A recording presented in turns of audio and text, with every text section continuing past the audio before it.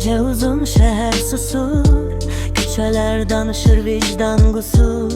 Bu rap yalandan değil, bu rap yaşananlardan gelir. İnsanı yetkinleştiren yaşı değil, yaşadıklarıdır. Onun gözləri qızarıb, baxışları donuq.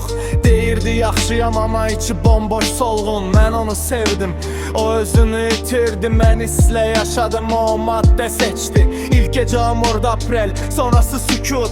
Həqiqət ağırdı, yalanlar ucuz. Mən onu xilas etmək istədim özündən. O qaçdı aynadan, qaçdı sözündən. Mən heç kimi vecimə alan deyiləm, bilirsən bunu. Əgər səninlə maraqlanıramsa bil ki dünya bir yana, sen bir yana. Bunu unutma hiç vaxt. Severken sen ayık idin, mən sərxoş. Bu eşq məni yandırdı ama yenə də xoş. Bu şəramınudur geceler, mən səni sevdim. Sen özünü seçtin, mən ittin. Sen ayık idin, mən sərxoş. Bu eşq məni yandırdı ama yenə də xoş. Mən ayık qaldım bu yangının içindən. Sen ittin tüstümün maddenin içindən. Telefon susuramadın beynimdə, hər addım xatirə, hər küçə səninlə. Hamı deyir burax, amma necə buraxım, bu qız mənim yaramdı.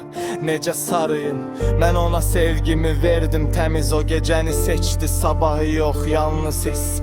Qollarım boşdu, gecələr soyuq. Bu sevgi dərman olmadı, oldu zəhər oldu yük. Sən get başqalarında sevgi axtar, onlar isə artıq boş ev axtarır sənin üçün. Belki de geç anladım, belki de kör idim. Sevgi sandığım şey verdişiydi bilirdim. Amma ürək dinləmir ağlı heç vaxt. Ona görə bu rap yanır, bu rap ağrılı, sərt. Çok güzel idi, sarı sevgim idi, sarışın idi.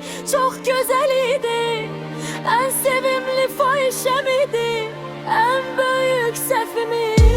Sevərkən sən ayıq idin, mən sərxoş. Bu eşq məni yandırdı ama yenə də xoş. Bu gecə də bitmədi, dərd bitmədi. Mən səni sevdim, sən özünü seçdin, mən itdim. Ama məndə də səhv var idi, qəlbini qırdın. Min tək qadının indi bilmirəm hansı şeirə sığdırım. Ya necə tərk edim bu tənhalığı. Bəlkə günah elə hər ikimizdə idi ki bağlığı. Eşqlə səhv salırıq, artıq bütün olanlar keçib. Artıq ayrıyıq, tək qalırıq. Çək qara bulutların üstündən, günəşin saçağına kölgələr hörmə.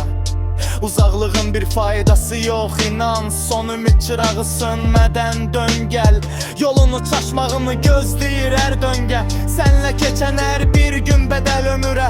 Üzr istəyirəm, haqqım halaldır ama gördüyüm günləri görmədən, ölmədən.